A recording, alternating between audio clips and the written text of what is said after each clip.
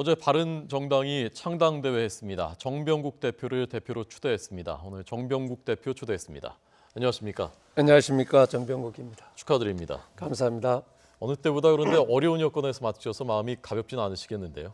예, 그렇습니다. 정치적으로나 경제적으로나 모든 면에서 지금 대한민국이 위기적 상황이고 특히 정치가 조기 대선을 앞두고 있는 상황 속에서 새롭게 창당되는 당의 초대 당 대표를 맡는다는 게 참으로 무겁고 참 어렵습니다. 실질적으로. 네. 네.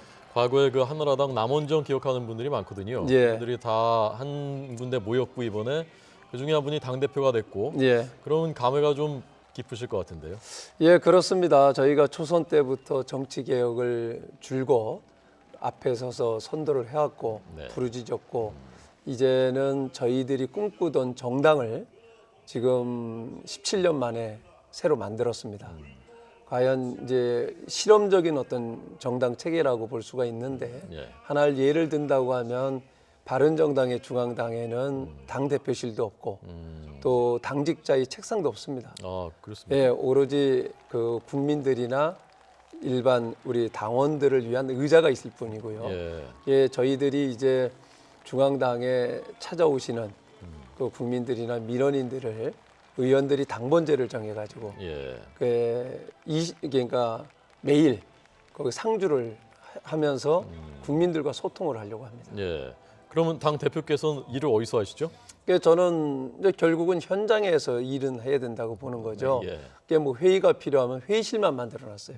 그래서 바른정당에는 들어가자마자 큰 대규모 바른터라고 저희들이 이름을 붙였는데 바른터라고 하는 광장이 있고 그 주변에 회의장이 한 서너 개가 있습니다.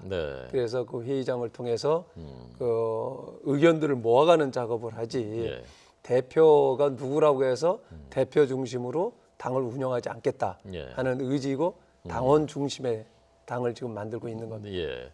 그래도 대표가 정병국 대표가 되셨으니까 이제 남원정이 아니라 정원남 하든지 정남원 하든지 그래야 되는 거 아니에요? 그건 의미가 없고요.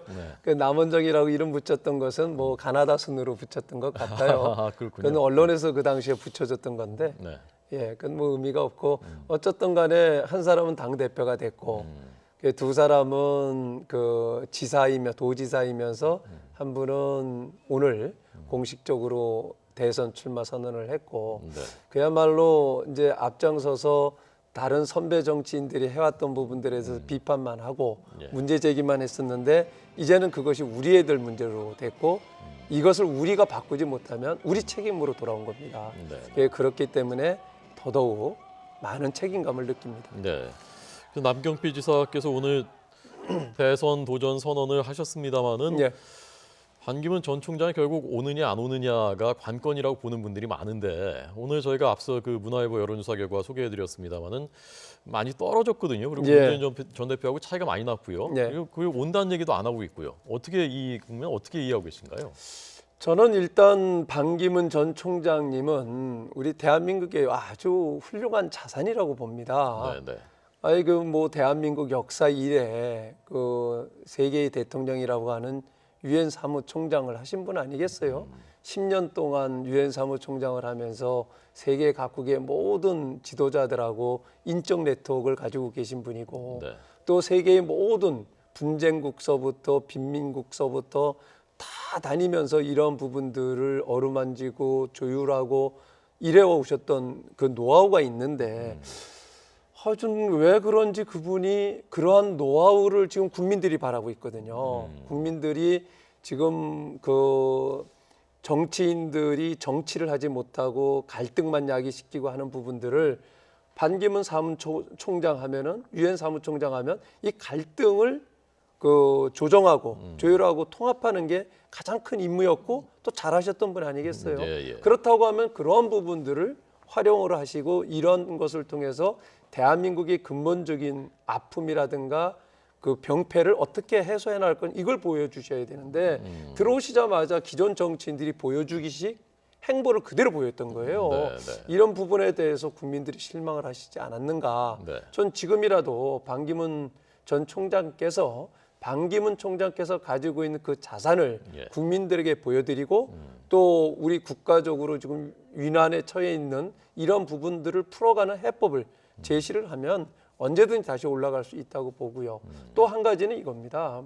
반기문 총장께서 들어오시면서 뭐 당에 입당을 하겠다, 창당을 하겠다, 제3지대에 남겠다 이렇게 말씀을 하시는데 저는 우리 국민들이 그걸 원하지 않습니다. 국민들은 어느 당에 있던 3지대에 있던 무슨 일을 하든 간에 빨리 결정을 해서 예. 결단력을 보여줄 필요성이 있고 반기문 전 총장님이 주도하에서 뭔가를 해내는 모습을 보여주기를 원하는 것이지 이렇게 이쪽 저쪽 눈치 보고 이걸 원하는 게 아니거든요. 그래서 저는 이 설 전에 반기문 총장께서 결단을 하셔야 된다고 봅니다. 네. 저는 뭐 바른정당이 그 반기문 전 사무총장께서 판단하셨을 때 그 가치와 철학이 맞다고 하면 바른정당을 입당을 하시든지 또 그렇지 않으면 국민의당을 입당을 하시든지 가부간의 결단을 내리시는 것이 네. 저는 이것을 반전시킬 수 있는 예. 계기가 될 거다 이렇게 봅니다. 네. 지금까지 2주 동안 보여준 반기문 전 총장의 네. 언행 또는 정치력 또 이렇게 보여지는 태도 이런 것들 보면서 국민들이 판단하는 것 아닙니까? 그렇습니다. 그 내공은 어느 정도라고 보셨습니까? 저는 뭐 며칠 전에 뭐 방송국에서 그 토론을 하는 걸 보면서 상당한 내공을 갖고 계신 분이다. 역시 10년 동안 유엔 사무총장 그냥 하는 거 아니로구나 하는데 그런 과정에서도 반기문 총장이 다른 어떤 정치 지도자가 갖고 있지 못하는 이런 장점을 10분 발휘하지 못했다. 이런 부분은 좀 아쉽습니다. 예. 결국은 이 말려든 거죠. 결국은 정치라고 하는 것은 누가 이 판을 짜느냐, 이 판에 들어가느냐 안 들어가느냐에 따라 가지고 주도권을 잡느냐 안 잡느냐 하는 건데 기존의 정치인들이 짜놓은 틀 속에 들어와서 하려고 하니까 말려드는 거다. 저는 반기문 전 총장이 가지고 있는 그 장점을 중심으로 또 국민들이 바라는 것도 기존 정치인들을 원하는 게 아니라 새로운 정치를 원하는 만큼은 새로운 정치 교체를 얘기하시지 않았습니까? 그런 새로운 정치 행태를 보여주셔야 된다 이렇게 봅니다. 네. 반기문 전 총장은 빅텐트, 제3지대 다 모이는 그걸 지금 염두에 두고 있는 것 같고 본격적으로 사람들이 만나기 시작하는 것 같은데 예를 들면 바른정당이 국민의당과 또 나머지 제3지대에 있는 분들과 다 함께 연대해서 민주당 대 나머지 제3지대 이런 구도로 대선 치를 가능성도 남아 있다고 생각해도 됩니까? 저는 그것은 막판에 가서 마지막 선택이라고 보는 거예요. 결국은 그 빅텐트를 친다 하더라도 중심축이 있어야 되는 거예요. 예. 중심축이 있어야 되는 거고 또 이 빅텐트를 칠 때에 정치공학적으로 치면 전 실패한다고 봅니다. 예.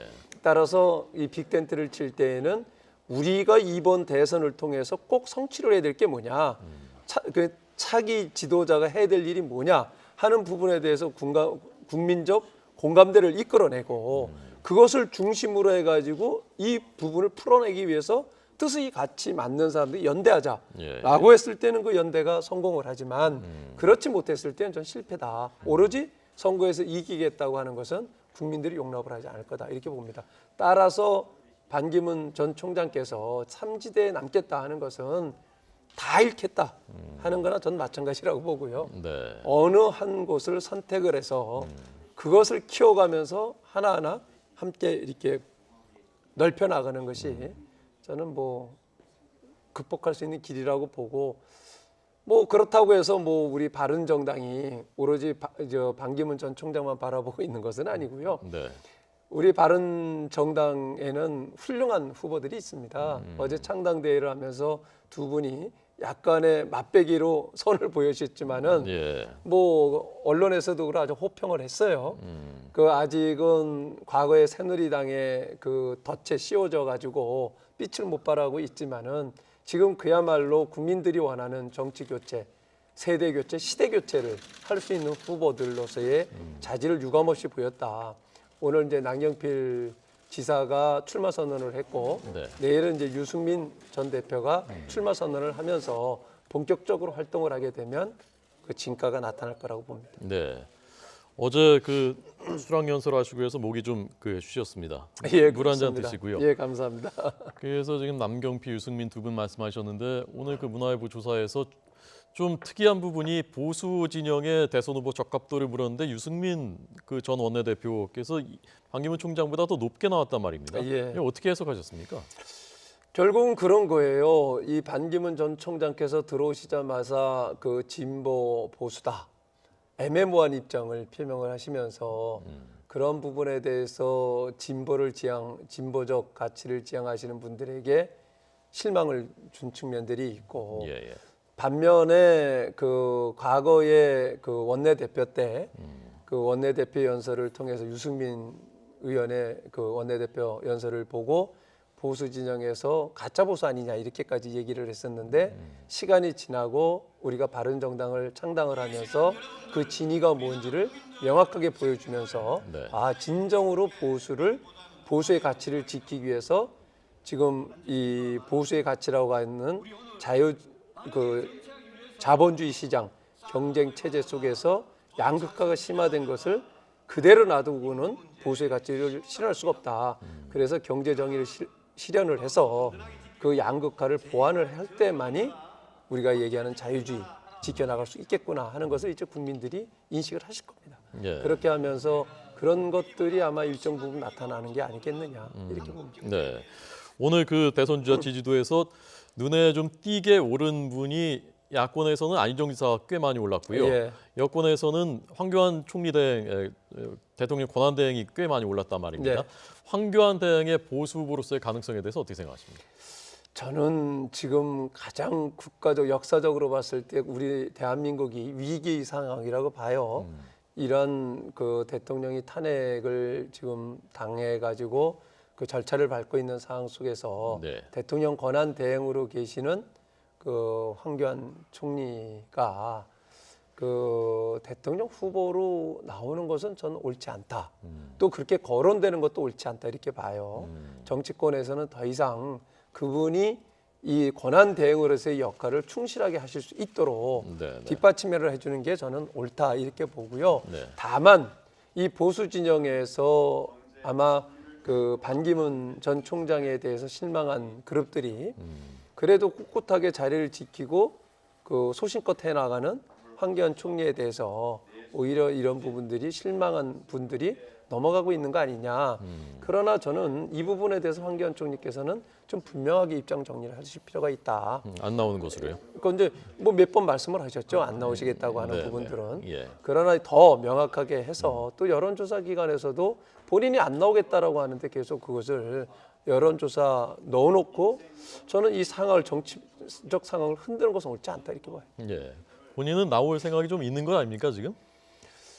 저는 서로 나올 마음이 있다 하더라도 나오면 국민에 대한 도리가 아니라고 보죠. 예. 네. 바른정당하고 좀 관계가 안 좋은가요? 어제 뭐 장제원 대변인 비판 논평도 내고 전화 왔었다 공개하고 했었는데. 어제 이제 제가 네. 그 바른정당의 당 대표로 이제 이제 선출이 되고 나서 네. 바로 전화가 왔어요. 축하 예. 전화가 와서 말씀을 하시기를 장제원 그 대변인하고 그 친하다라고 생각을 해서 예. 이제 자기 입장을 얘기를 했는데 그 왜곡돼서 참 죄송하다 이런 말씀을 하셨고요.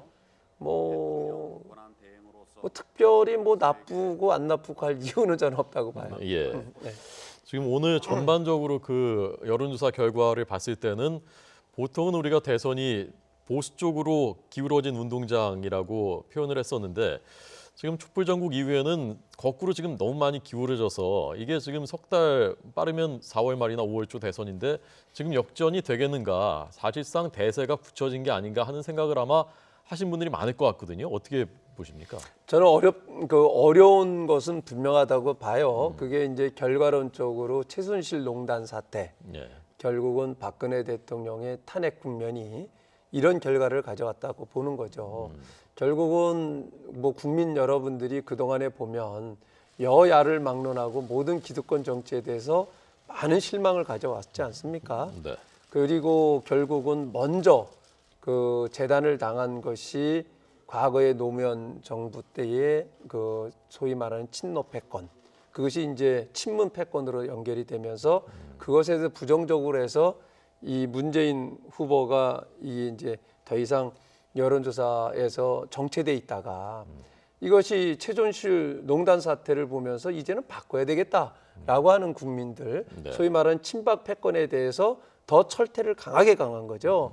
결국은 그러면서 그 친박 패권주의에 실망하고 박근혜 대통령의 그 전행에 대해서 실망한 보수 세력들이 예. 이제는 그 응답을 하지 않거나 지금 이 분산돼서 나타나면서 기울어진 듯하게 보이지만 저는 다시 회복할 수 있는데 회복하는 길은 예. 그 새누리당이 정말 진정으로 이 보수 진영을 이시경으로 만들어놓고 대통령을 탄핵시켜놓고 또 나라를 이렇게 어렵게 만든 것에 대해서 진심으로 사과를 하고 사죄를 하고 모든 기득권을 내려놓고 예. 해체되고 그리고 나서 진정으로 새 집을 지은 우리 바른정당에 그 우리가 얘기했던 인적청산의 대상이라고 했던 8번 빼놓고는 합류를 예. 하시는 게 그래서 다시 하나가 되는 것이 그 새롭게 이 위기를 극복할 수 있는 그리고 소위 말하는 보수를 대변하는 새로운